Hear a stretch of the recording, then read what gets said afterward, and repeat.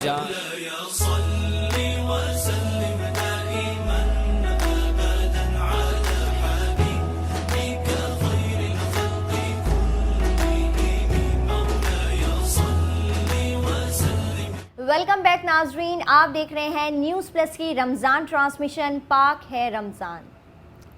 حضرت ابو ہریرہ رضی اللہ تعالی عنہ نے فرمایا ہے کہ رسول اکرم صلی اللہ علیہ وآلہ وسلم نے فرمایا کہ منافق کی 3 علامتیں ہیں: جب گفتگو کرے تو جھوٹ بولے، اور جب وعدہ کرے تو وعدہ خلافی کرے، اور جب اس کے پاس امانت رکھی جائے تو خیانت کرے.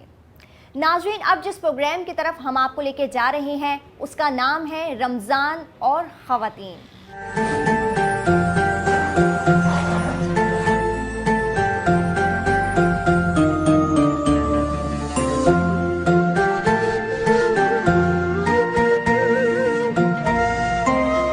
الحمدللہ رب العالمین والصلاة والسلام علی سید الانبیاء والمرسلین.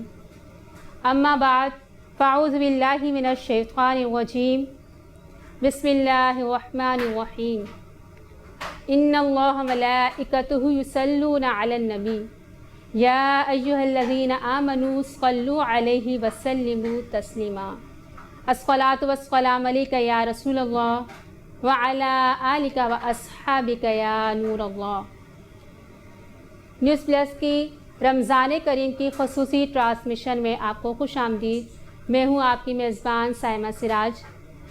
ہم اس پروگرام میں خواتین کے کچھ مسائل کے بارے میں ڈسکس کریں گے. سب سے پہلے اس پروگرام کو شروع کرنے سے پہلے ہم خواتین کا اسلام میں اہمیت، خواتین کے اسلام میں کیا اہمیت ہے، اس کے بارے میں کچھ ڈسکس کرتے ہیں.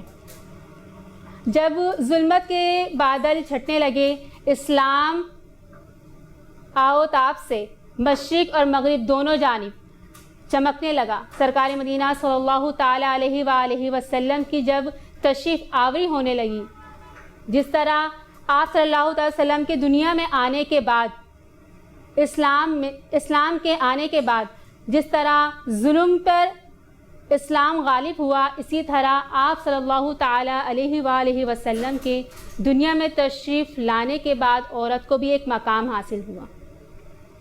ایک مرتبہ سرکار مدینہ صلی اللہ تعالیٰ علیہ وآلہ وسلم مسجد نبوی شریف میں ممبر شریف میں تشریف فرما تھے کہ ایک شخص آیا. اس نے کہا، یا رسول اللہ صلی اللہ تعالیٰ علیہ وآلہ وسلم، کیا میں آپ سے کچھ سوالات کے جوابات پوچھ سکتا ہوں؟ تو آپ صلی اللہ تعالیٰ علیہ وآلہ وسلم نے ارشاد فرمایا، ہاں ضرور.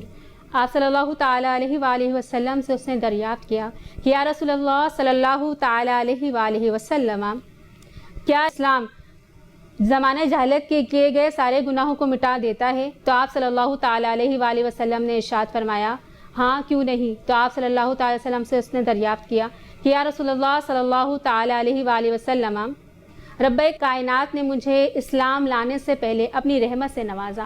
میرے گھر ایک بیٹی پیدا ہوئی جسے میں نے بھی زمانے جاہلیت کے دستور کے مطابق اپنے لیے عیب شمار کیا. جب وہ 2 سے 3 برس کی ہوئی تو میں اسے اپنے ساتھ لے کر وادی سے باہر نکل گیا. جیسے ہی میں وادی سے باہر گیا تو میں نے ایک جگہ منتخب کی جہاں میں اس کے لیے ایک قبر بنا سکوں. میں جیسے ہی قبر کھودنے کے لیے بیٹھا اور میں نے قبر کھودنا شروع کیا تو میری بیٹی سمجھی کہ میں مٹی کے ساتھ کھیل رہا ہوں. وہ بھی میرے ساتھ قبر کھودنے لگی. ابھی ہم دونوں باپ بیٹی قبر ہی کھود رہے تھے کہ قبر کھودنے کے دوران میرے سفید کپڑے پر مٹی آ گری تو میری بیٹی نے اپنے ننھے ہاتھوں سے اس مٹی کو صاف کیا. سرکار مدینہ صلی اللہ تعالیٰ علیہ وآلہ وسلم اس کا بیان سن کر رونے لگے. آپ صلی اللہ تعالیٰ وسلم نے ارشاد فرمایا، ہاں کہو، میں سن رہا ہوں. اتنے میں وہ آدمی مزید آگے ارشاد فرماتا ہے کہ یا رسول اللہ صلی اللہ تعالیٰ علیہ وآلہ وسلم، جب وہ قبر تیار ہو گئی تو اس میں نے اپنی بیٹی کو بٹھایا اور اس کے ساتھ ایک گڑیا بھی دے دی تاکہ وہ اس کے ساتھ کھیلے. ابھی وہ گڑیا کے ساتھ کھیل ہی رہی تھی کہ میں اسے مٹی ڈالنے لگا.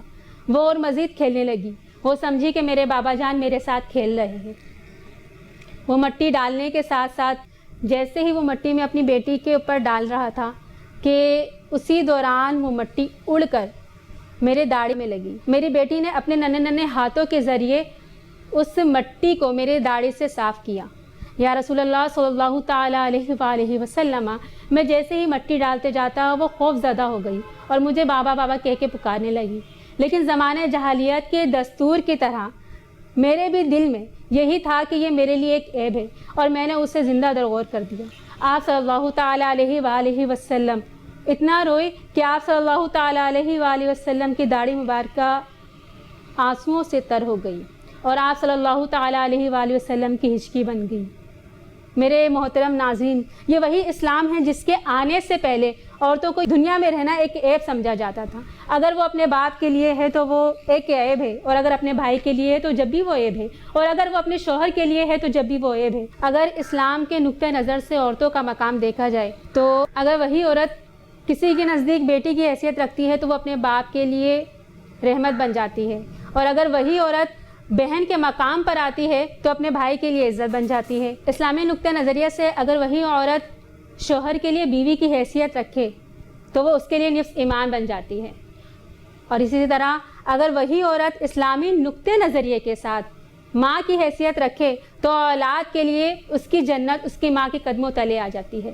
حدیث پاک میں آتا ہے کہ سرکار مدینہ صلی اللہ تعالیٰ علیہ وآلہ وسلم ارشاد فرماتے ہیں کہ تمہاری جنت تمہارے ماں کے قدموں تلے ہے. یہاں پر عورت کا مقام بتا دیا گیا. آپ صلی اللہ تعالیٰ علیہ وآلہ وسلم نے اپنے طرز عمل سے خود اپنی بیٹی کی اہمیت بیان کرتے ہوئے ارشاد فرمایا. صحابہ کرام ارشاد فرماتے ہیں کہ ہم نے نبی کریم صلی اللہ تعالیٰ علیہ وآلہ وسلم کو دیکھا جب بھی حضرت فاطمہ الزہرا علی شہر خدا کے گھر سے تشریف لے کر آتی تو آپ صلی اللہ تعالیٰ علیہ وآلہ وسلم اپنے حجرہ مبارکہ میں تشریف فرما ہوتے تو آپ صلی اللہ تعالیٰ علیہ وآلہ وسلم کو جیسے ہی فاطمہ الزہرا کے آنے کی خبر ملتی تو آپ صلی اللہ تعالیٰ علیہ وآلہ وسلم اپنے حجرے سے باہر تشریف لا کر انہیں مرحبا ارشاد فرماتے. یہاں پر آپ صلی اللہ تعالیٰ وسلم کا طرز عمل یہ بتانا تھا کہ جس طرح زمانے جاہلیت کے نقطہ نظر کے حساب سے بیٹیوں کو عیب سمجھا جاتا تھا، لیکن اسلام نے آ کر اس عیب کو ختم کر دیا. ہم اپنی گفتگو کا سلسلہ جاری رکھیں گے لیکن ملتے ہیں بریک کے بعد.